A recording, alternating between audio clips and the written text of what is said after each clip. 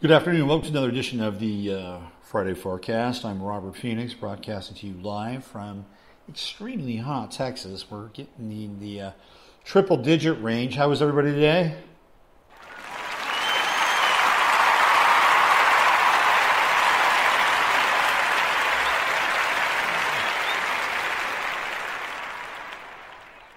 Well, that's just terrific. Well, I'm here to take the temperature, not just in terms of the local weather, but in terms of the geopolitical and the cosmic weather as well. So we're going to get into that today, and I'm going to go down a rabbit hole here and throw out this idea that we're already at war.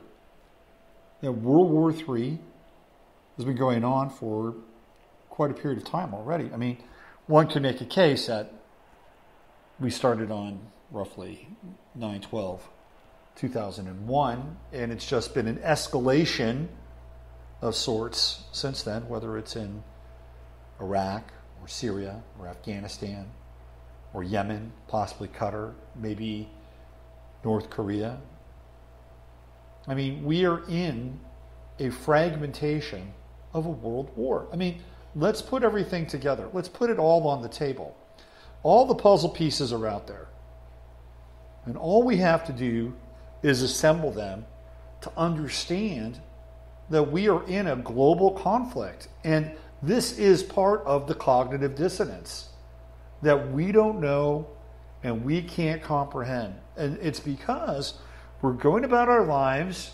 You know, we're getting ready to watch Conor McGregor and Floyd Mayweather go at it in one of the greatest distraction disasters of recent memory.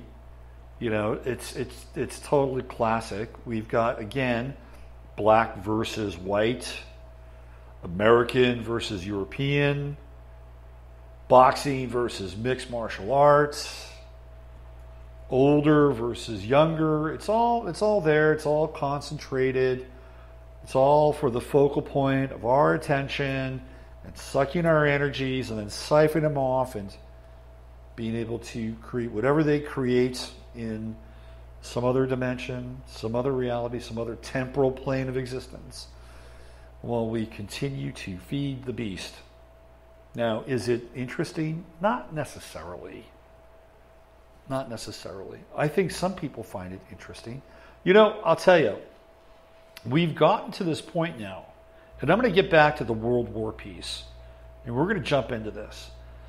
But we've gotten to this point now where the level of acceptance for doing what one needs to do in order to live and get by has elevated itself out of the extremely impoverished, lower income areas of our society, of our culture. And those values have exploded and they're permeating through all these different components of our society. Like, you know, selling your body is not, you know, you read these stories where these young women sell their virginity on eBay. I mean, there's more than one of them, right? I mean, typically speaking, this is prostitution. It's prostitution with this golden carrot kind of hanging at the end of this stick, or maybe it's a golden peach, I don't know. And that's just kind of, you know, one obvious example of it. But I was watching the Mayweather and McGregor press conference the other day, and they were dropping F-bombs, and they were, you know, it was explicit.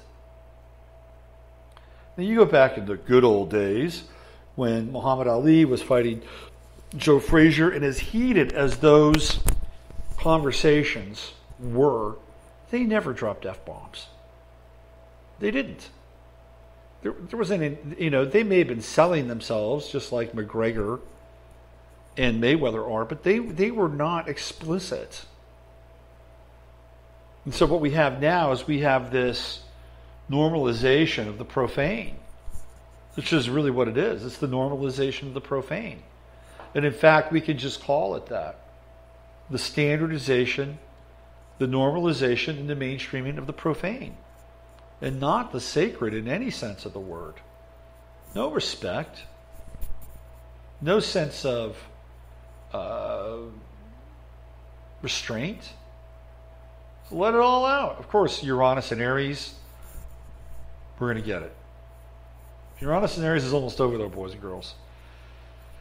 We got a brief run next year, but then that's it. It's going to be Uranus and Taurus after 2019 on, and the world is going to be a very different place. I get it, Uranus and Aries, braggadocio.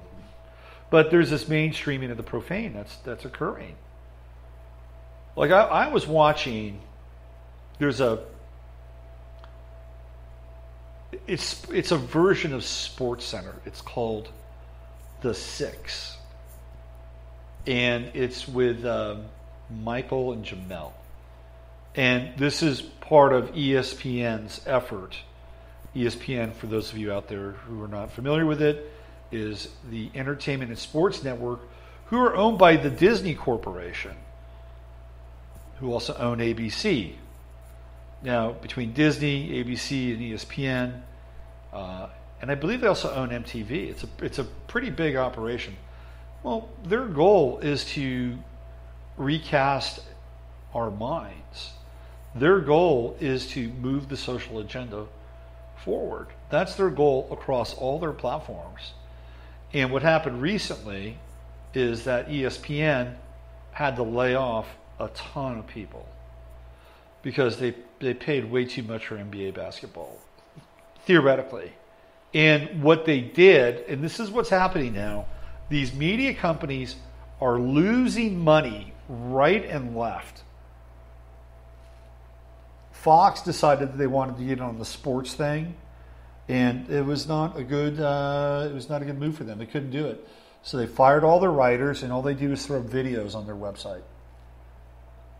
ESPN laid off, I think, probably 25 to 30% of their on-air staff. And most of the staff that got laid off were, I hate to say it, older. And most of them were males. And not all of them were just older white guys. A lot of them were, though. So ESPN can do whatever it wants with its business. They can recast themselves as a younger, more urban, more hip kind of experience. Because they know at some point their demographic is going to go away. If they survive their demographic, the demographic that started watching ESPN, and it came on the air when I was in my 20s, that demographic is going to go away. That demographic will become less interested in sports to some degree. So they've got to rebrand themselves, and they can have somebody younger watching TV if people still watch TV. So I get where they're coming from. But anyway, I'm watching the show. And they were talking about this notion, because it's got an urban vibe, right? Urban vibe. And they're basically saying, like, hey, you got to do what you got to do in order to get by. Whatever that means. Right? I mean, if you go back and listen to the early Jay-Z recordings, he's talking about dealing on the street corner and doing this and doing that. It's like, I had to do this in order to get by. Biggie, same thing. Selling this, selling that, right? Got to put money on the table. Got to feed my babies. But this kind of mentality, and then you get it from the other direction. And it's not just permeated from the inner city, but you get it from the other direction. And you get it from corporate America. You get it from the banks. You get it from Goldman Sachs. You get it from, the big money people. And what do? They've got the same mentality. So you have it coming from both directions. And it's a classic pyramid, right? So you have the pyramid basically coming from the street up, and then you have the pyramid coming from the top down. What do you get? You get a Star of David. Imagine star. So the same kind of mentality I'm going to do what I got to do in order to get by. If I have to screw somebody over, I'm going to do that.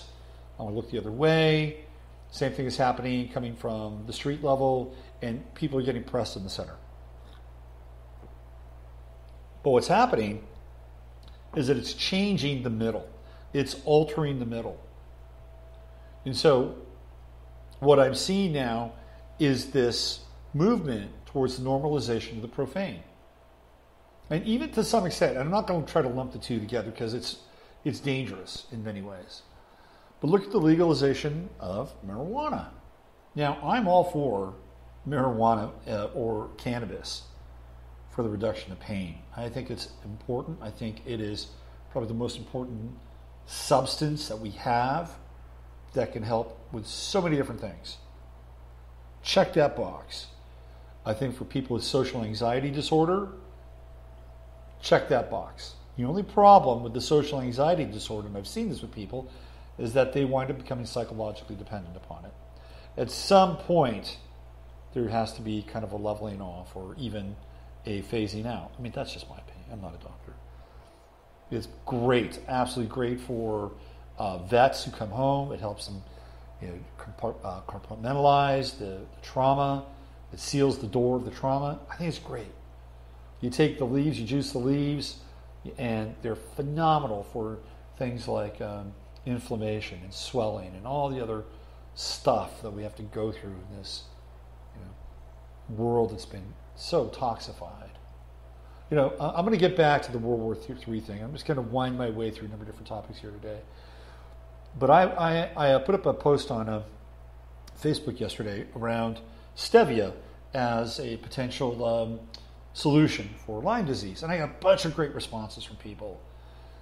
And Alexandra, who listens to the show, posted a link to this guy Stephen Buhner's website. And he's a really interesting guy and, a real poet and a healer. And I went through his website. And what I really found what was interesting were the comments on his website.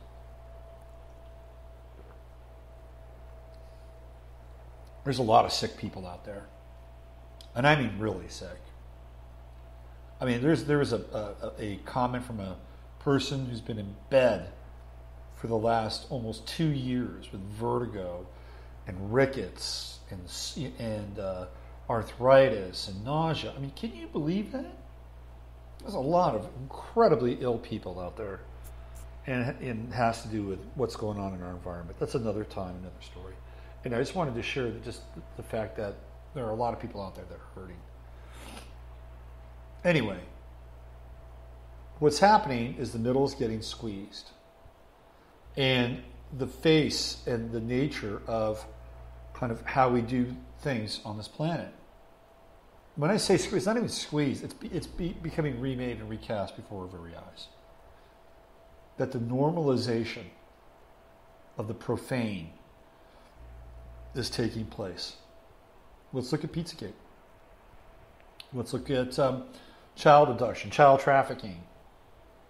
One of a longtime client, listener, friend sent me an image 2 nights ago of shirts they're selling on Amazon. And all these shirts are promoting pizza in strange ways. It's like they're shoving the pizza in our face, right? By the way, LeBron James just started a new pizza chain called Blaze Pizza. It's one of the fastest growing pizza chains in the country. Talk about a confluence of culture there. Anyway, so that's another example of the normalization of the profane. I mean, it got out there. Am I right? It's out there. If you didn't know about Pizzagate, and you didn't know about Pedogate, and you didn't know about pedophilia, and you didn't know about human trafficking in 2016, now 2017, you're living in a cave. You're living in Antarctica. You're at a rave in Agartha. Could you imagine a rave in Agartha? What that would be like? That'd be pretty cool. I felt like Kevin from the office. That'd be pretty cool. A rave in Agartha.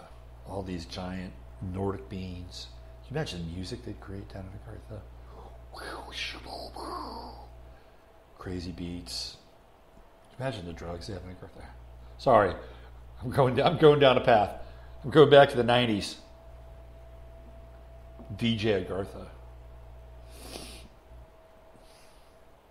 Anyway, you see what's happening? It's another part of the process of the normalization of the profane. Now, why am I talking about this? You say, okay, well, is this supposed to be about World War III? Yeah, that's part of it. It's part of the war. It's part of the war for your mind. It's part of the war for your heart. It's part of the war for your consciousness. It's part of the war for your soul. Man, we are on the front lines every single day of this thing. Every single day. And let me tell you, if you're involved in sort of the truth-telling piece or the media, sort of the stuff that I do, boy, you're really on the front lines. Like this is it. I was watching The Patriot last night. It's one of my favorite movies. I know. It's a lot of propaganda, whatever. But I love that movie. I've seen it like 3 or 4 times. The reason I love it is that last scene when Mel Gibson, gets that flag, and he just goes right into battle with that flag, and he turns the tide of the battle, and he turns the tide of the war with that simple moment of, here I am unarmed, but I am carrying the ideal forward. And it is through me, who is at the tip of the spear, that the ideal is advanced. The reason I like that is it's one of my Sabian symbols. It's my Jupiter and Sagittarius in the first house Sabian symbol. Anyway, it's a man in a flag goes into battle. An unarmed man in a flag goes into battle. So I relate to that scene. I relate to everything living up to that scene.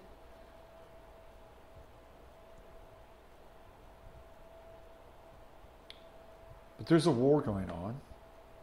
And the war is for your consciousness, your heart, and your mind. And it happens every single day. And the war is ramping up. Now we're going to get into, this is just one part of the piece. Wars are fought on multiple fronts all the time. So we have geopolitical wars that are taking place all around the world. You put those pieces together, and what do you have? You got one big freaking war. And we'll do a roll call here in a minute. It's not just what's happening in Syria.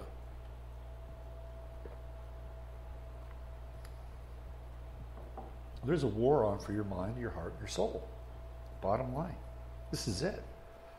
This is the valley of decision. These are the days of temptation, loss, and redemption. These are precarious and precious times. And so we see the normalization of the profane. It's not just a war in your mind, it's a war in your children's minds. Or your children's children's minds. I mean, clearly that's going on. You've got a kid, and I don't care what color, or what race, what nationality you're coming from. You got a kid walking around, and he's got his pants down by his nuts. He's not wearing a shirt, and he's got his baseball cap turned backwards. You lost the war. I'm sorry. You lost the war. Somebody else won the war in your kid's mind, in your kid's heart. For whatever reason. It could have been trauma involved. It could have been many, many things. Now, is he or she irredeemable? No, everybody's redeemable. And that's the beauty about being on this planet, is redemption. Just ask James Arthur Ray. So, that's one level of the war. It's the normalization of the profane, which is happening constantly. Constantly. Has Anthony Weiner done time? No. Has Huma Abedin done time? No. Has John Podesta done time? No. Has David Brock done time? No. Has James Alefantis done time? No. Nobody does time unless they want to be made an example of. And that's a whole different story. We've talked about that. And so we've opened the pizza gate, the gates of pizza, and there's no closure. You see? You see? You see what's happened? There's no closure. There's got to be closure. And it is not some level of token closure. It's not some, jerk-off Australian MP who comes to the United States and winds up looking for chicken on the streets of LA. No, I mean, that's minor league stuff, man.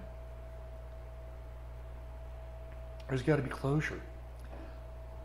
Let's go back and talk about when they used to make monster movies, scary films. You know what they did at the end of a monster movie? They killed the monster. They killed the monster. You got the snot scared out of you for 75 minutes or so, and they killed the monster. Done. Even the most scary monster films. War of the Worlds. What happens in War of the Worlds? Oxygen. Right? Killed them. Day of the Triffids. Seawater. Day of the Triffids is a scary movie, by the way. I read the book. It's scary. Invasion of the Body Snatchers. Now, that's a whole different one. You see, Invasion of the Body Snatchers, the monsters don't die. I think that's the first movie where the monster doesn't die. But now it's quite common for the monster not to die. Whether the monster is a human, a killer, as in Woody Harrelson in Natural Born Killers, as he rides off into the sunset with Juliette Lewis, free, cruising around the country in a mobile home, willing to kill and murder, usually in some sort of justifiable rage, redemption, some level of their version of redemption. But anyway, the monster did not get killed. The monster doesn't get killed anymore. And what happens is that now it's indicative of the world around us. These realities commingle. So we've had this whole Pizzagate thing, and look, John Podesta even kind of looks like a monster, doesn't he? He's monster-y looking. Those little freaking weird hands. David Brock kind of looks like a strange zombie monster too. Anyway, these monsters, they don't get put back in the box. That's a problem. Because now it's kind of running amok. So, there again is this normalization of the profane. And that's just, so that's one level of this war. And it's a psychic war. It's a spiritual war. It's a psychotronic war. We're dealing with the ELF frequencies and all the other stuff. Wait till the Gwen towers, not the Gwens, but the G5 comes in, 5G.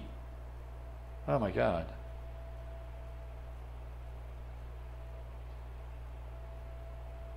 They're going to have repeaters and cell phone repeaters on every single street light. We'll be in a lockdown grid. Now, like I said last week, I think it was Italy or Spain rejected it. Let's hope a lot more people do. Of course, the United States, we just suck up to the teat of convenience. So that's one level of this war. There's another level of this war, and that's the real war that's going on. We'll get to that. But before that, we get to that, let's go to level 2. I'm watching Fox News, and I tell you, man, this whole thing with Russia and Trump, it is. I got to the point today where I couldn't even watch it anymore. I couldn't watch the disingenuous nature of these people who were on either Hannity, and I'm not a big Fox News guy, but I watched a little bit of it, and Hannity and Tucker Carlson, who I really like. I mean, these people are just lying through their teeth. They're professional liars. And right now, it reminds me of the time when, again, as he brings up the specter of war, when we went to war in Iraq, and you had all of these experts on Fox News who were selling the war. And they were paid military experts, and they were paid to sell the war in Iraq. And we're seeing it again. We're seeing these paid experts go out and defile Trump, defile his son, defile the administration, pile on with the rights. To this day, we haven't seen anything coming from the CIA or the NSA. Now they're linking WikiLeaks that the Russians hacked the DNC server. Okay, let's just go back in time here. Are there not damnable documents, incriminating documents in the Podesta emails? Question mark. Yes. Yes, there are. There are. So even if the Russians did hack the emails, shouldn't we as Americans be grateful for the fact that we were able to see the corruption behind the DNC? If you're a Bernie Sanders supporter, aren't you happy that the Russians did that? Because you can see how corrupt the organization representing you and your party actually is. Wouldn't you be thankful? Wouldn't you take that tack?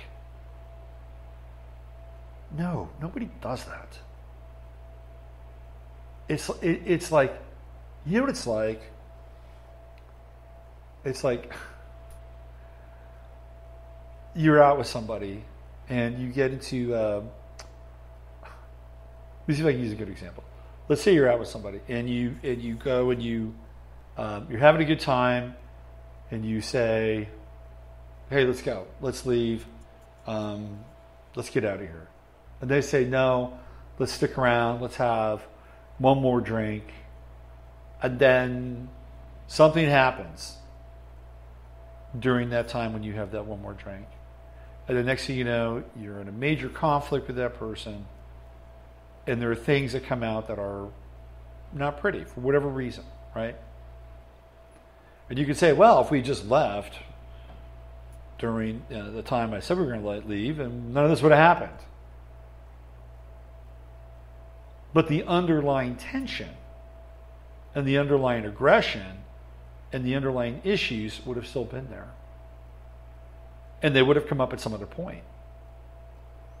So does it really matter whether it was Julian Assange or Seth Rich or the Russians or Super Mario, who leaked this stuff?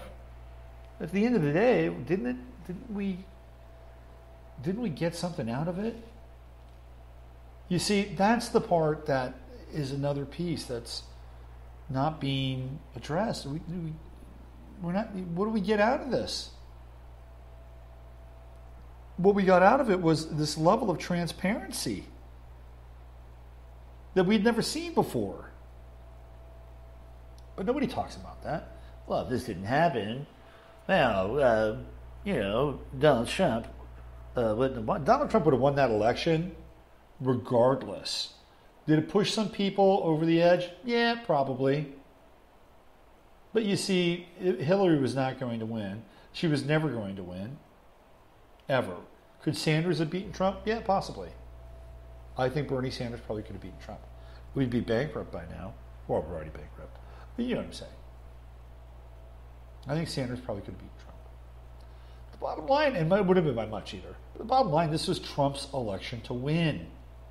The people were sick and tired. They were sick and tired of identity politics. They were sick and tired of basically being lied to, being pandered to, and the people that had supposedly supported them, their party, the Democratic Party, abandoned them. They abandoned them in the rust belts of America, where the unions, who were the linchpin, the front line of the Democratic Party, left. Or they sold their people out to corporate interests, who then moved plants or brought workers in from other parts of the world to further disassemble the workforce in the United States. And then you have the degradation of the family because money's not good. You've got people now doing things that they don't want to do. They have to sell drugs. Hello, the normalization of the profane. Their kids get into trouble. And now we've got this domino effect.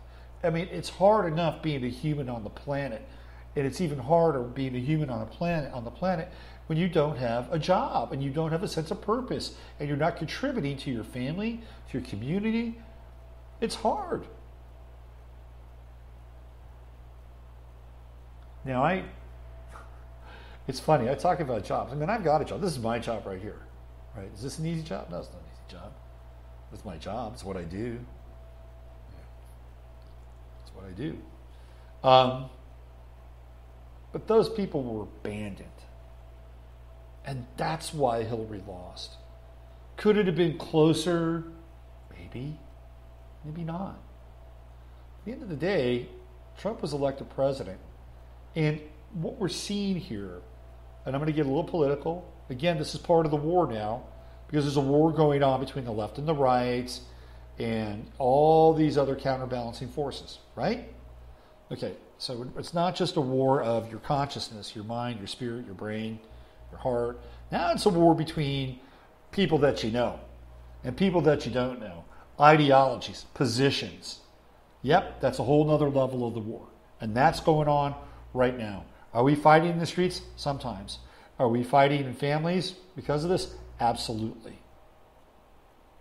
Have marriages ended? Yep, they have. Have relationships ended? Yep, they have. Have friendships ended? Yep, they have. Have families broken apart? Yes, they have. Absolutely. This is all part of it. Now, are we all marionettes being moved around? Yeah, I'm sure there's some level of that. Absolutely. But this is part of the war. Now, the war that's going on right now is, hey, look, Mr. and Mrs. Trump voter, Mr. and Mrs. Middle America, Mr. and Mrs. Flyover States, we don't give a shit about you. We don't care that you voted for Donald Trump for whatever reason. We don't care. We don't care. Your votes don't count. Your ideas don't count. Your needs don't count. Your hopes, dreams, inspirations, fears, none of them count. Your loyalties, your commitments, doesn't count. We're Xing it all out because we want to create a theater of surreal proportion so that ultimately we can remove this person. And they are not going to rest until Donald Trump is removed from office. If you think they are, then you are sadly mistaken. Sadly mistaken. This is not going to end in a whimper, but a bang. And how effective can any president be? And you may hate his guts. You may say he's a no-good piece of shit. You may say that he's a racist, a bigot, a sexist, whatever. Fact of the matter is he's president of the United States. He won an election. And if we wanted to, we could go back to any number of elections. We could go back to the hanging Chad. We could go back to the election between Bush and John Kerry, which was completely interfered with. And it wasn't the Russians, but it was skull and bones. It was the international order of the elite, and had both of their candidates running against each other. Talk about interference. One was going to lay down for the other. Obama, McCain, no interference there. Obama won that hands down. But Obama and Romney, I guarantee you, there were things going on with Obama and Romney. So elections are interfered and tampered with all the time. All the time. This is not going to end until Trump is removed. Now, I'd like to see what the guy could do without all this bullshit. To be honest with you, I'd like to see what would happen. But he's getting blocked at every step of the way. He's getting blocked from the GOP. He's getting blocked from judges. And it's not because he's a bad guy. There's no moral dictum. There's no kind of moral justification for delinking Trump from the presidency. No. It's because, for the most part, he's an outsider. And he's already scuttled two major planks in the globalist agenda. He got us out of the TPP and he got us out of the Paris Accord. Are you kidding me? And they want this guy around? They know he's a loose cannon. Is he the most predictable loose cannon? No, he's not. Is he surrounded by some questionable characters? Absolutely. But you tell me one administration that isn't surrounded by questionable characters, and we're going to have to go back to the 1800s. I'm telling you. That's a war. That's a part of the war. It is going on right now. It is going on. And you watch. They've so hammered, the left and the progressives have so hammered people in the mainstream news that it's not even a question of whether or not, like, we're going to have this investigation, we're going to have this. No, they've gone beyond that. They've gone from allegation to judgment, and that it happened, it occurred. It is a fait accompli. It's amazing, and it's a war again on you and me, and the outcome of that is demoralization. When I watched that today, I said to myself, I don't want any part of this bullshit anymore. Because you can't sit through it and sift through it and be discerning. You want to reach through the screen and you want to strangle the other person. And I'm sure that people do that on the left as well. But, we're getting to this point where it's almost impossible to engage in the narrative. Because it's relentless. That brings us to perhaps the most explicit level of this war, which is the actual war in the world. Let's do a quick little checklist where the wars are occurring. We've got wars in Syria. We've got wars in Afghanistan. We've got wars in Yemen. We've got battle going on, strife going on in Ukraine. We've got civil unrest and internal civil war in Venezuela. There's possibly a war getting ready to break loose in Qatar at some point. We still have conflicts going on in Iraq. There's an ongoing conflict between the Israelis and the Palestinians. We've got internecine conflicts that explode in and around Africa. In South Africa, there's a war going on between the Boers and the ANC. That's happening. In the Philippines, you've got drug wars going on with Duterte and ISIS hanging out in the Philippines. And so there's another. So you put it all together, and we've got a planet of conflict. We've got this underlying tension going on with North Korea, and who knows what happened to the Fitzgerald, the ship that got crunched out of the Pacific Ocean. We've got this battle going on for the South China, for the islands in the South China Sea. You just look at that alone from a physical standpoint, and we've got a world at war. Now, it's not against a Hitler or Mussolini or a Hussein or a Stalin or a Mao, but there is a network of smaller, localized, ongoing conflicts, battles, and wars that if you knit them together, it's a planetary crisis of war. So we have that going on. We have the culture war, the culture conflict, what's happening in this country, the war between the left and the right, the globalists and the nationalists. There's a war going on there. Then there's the basic war for our minds and our hearts and our spirits and our souls with the normalization of the profane. And this is all going on. It's all happening right here, right now. And yet, I'm sitting down, I'm looking out, it's a beautiful day out, the trees are nice and green. There's looks like real clouds in the sky versus chemtrails. Maybe you'll go swimming today, maybe I'll have a frozen margarita later, maybe I'll watch a baseball game this weekend. And in the background, there's a major vortex of change that's swirling around us and picking up momentum. These are very interesting times. I mean, we're watching something we've never seen before, ever. We've never seen a president under siege like this. It's incredible. And some of you out there may say, oh, good. He deserves it. That fucking rat bastard. I don't think he does. I don't think he deserves it.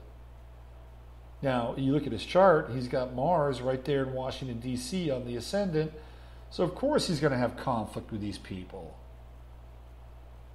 If Trump were smart, if I were advising Trump, I'd get him off his Mars line.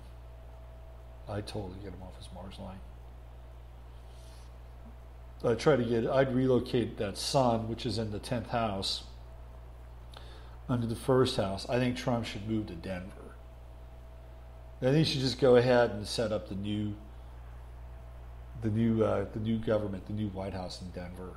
That'd put his son on the ascendant. Be much better for him. Of course, it won't happen. Look, the guy is not perfect. He's not perfect. Nobody's perfect. Is he an egomaniac? Sure. But what president isn't an egomaniac? Are you kidding me? Come on now. Let's be real. You think Obama was some kind of selfless civil servant? Are you kidding me? You guys are raging egomaniac.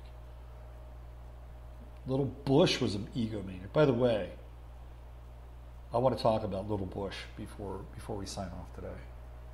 I ran across some interesting material on the YouTubes about Bush.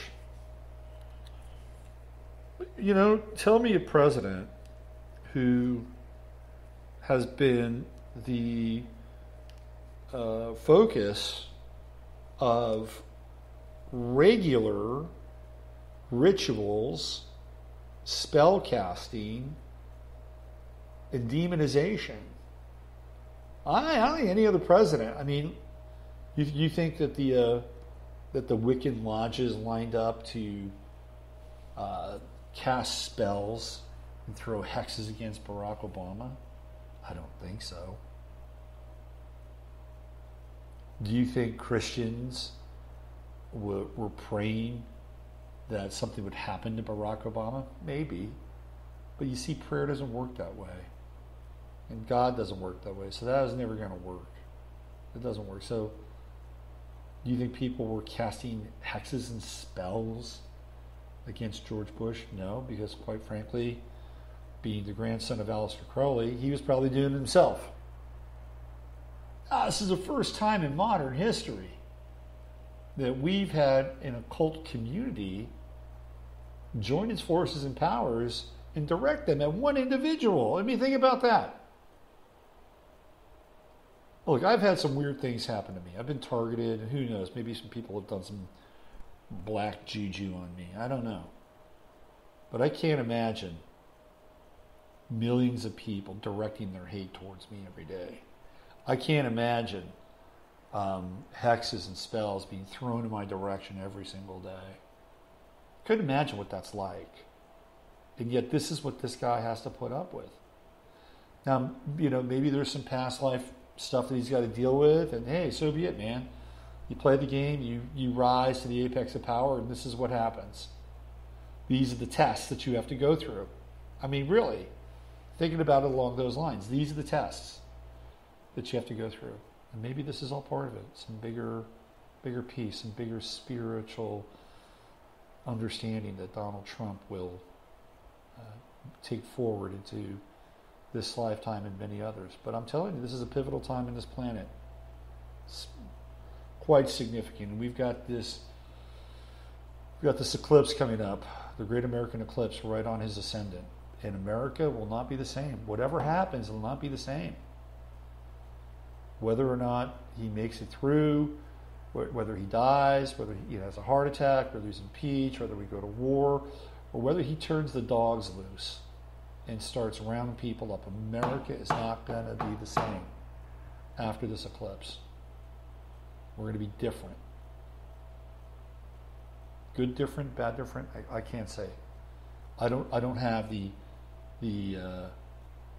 omnipotence to look 3 to 4 to 5 years down the line. But I do know that when 9/11 happened, I knew we were screwed. I knew it. And since then we have been, to be quite honest with you. These are the elements of war that we're engaged in right now. And you're in it.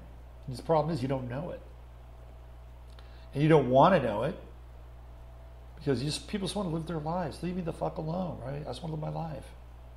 I just want to do what I want to do. I want to raise my family. I want to go on a boat trip. I want to sit at home and watch 3 hours of porn or whatever that is, right? This is all people want to do. They just want to be left alone. Well, there's a group of people on this planet that do not want that, and they do not want to leave you alone.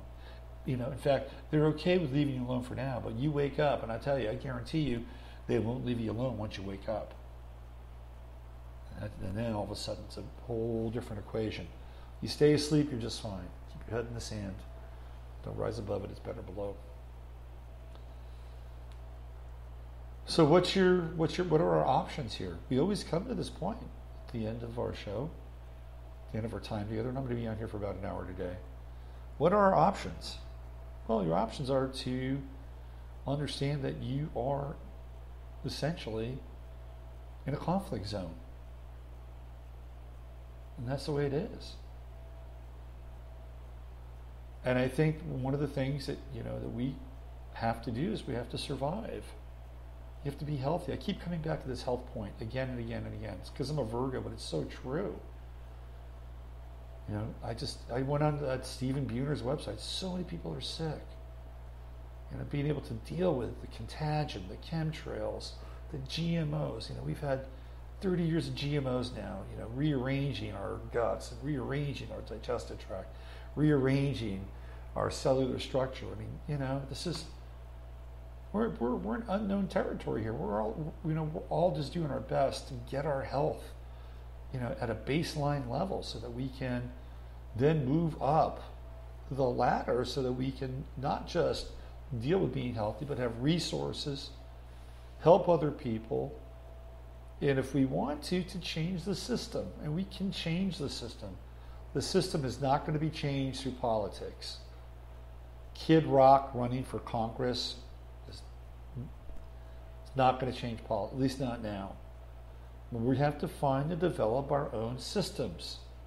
And that's ultimately, I love Randy Moggins.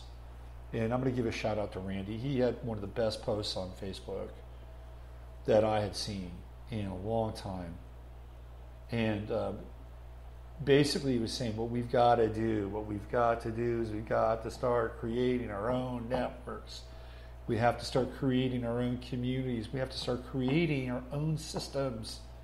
That's the level of change. Now, the only time it happens is when we get desperate, when we're forced to do certain things, which is unfortunate. Although some humans have foresight and they're grown-ups. I'm still learning some of those lessons. But the bottom line is you got to be healthy. If you're not well, you can't do shit. Make that your number one priority. Number one. All right. That said, I'm going to give a shout out quickly to Dave Lemecker, who has his company Vigor, V-I-G-R, Vigor. You want to check out a couple of things that are actually good for you. His chaga mushroom tea and the deer antler. The chaga mushroom tea is fantastic. So I just want to give a shout out to Dave because he's connected to the show through me, through Facebook, and he's got a couple of nice products. You want to check him out. You want to support him. That's the way. That chaga tea is pretty amazing. So we've got to stay healthy. We've got to get healthy, body, mind, and spirit. It's so important. That's the baseline. When you've got that, then you can start to climb out of this stuff. And of course, the spirit is really important too. The health of the spirit, which is synonymous with the health of the body. And that's where we get into the sort of the tricky states of consciousness and where we are on the planet, which really I could probably save for another show. Real quick, what I wanted to talk about was some stuff I saw with George Bush on YouTube, and I stumbled upon this YouTube video of George Bush as Charles Manson. This is George W. Bush. And just go onto YouTube and do a little YouTube search on Charles Manson and George Bush. And you'll kind of be blown away by the similarities of their voice and their face. And really tune into the Charlie Rose interview with Charles Manson. I mean, it's like you're sitting right across from George Bush. So it's kind of amazing. Now, I'm not saying that George Bush is Charles Manson. Could they be clones? Could Charles Manson be George Bush's brother? I don't know. But check it out. It'll blow your mind. And some of the things that Manson says. I mean, he basically is saying that what he did was a scam.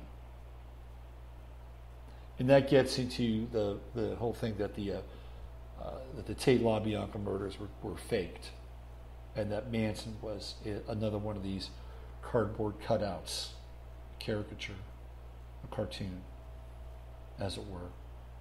Anyway, it's worth checking out. All right, we've clocked in at about an hour here, which is, I think, 52 minutes. It's too nice out today. I'm gonna go hug a tree. I'm gonna embrace some nature,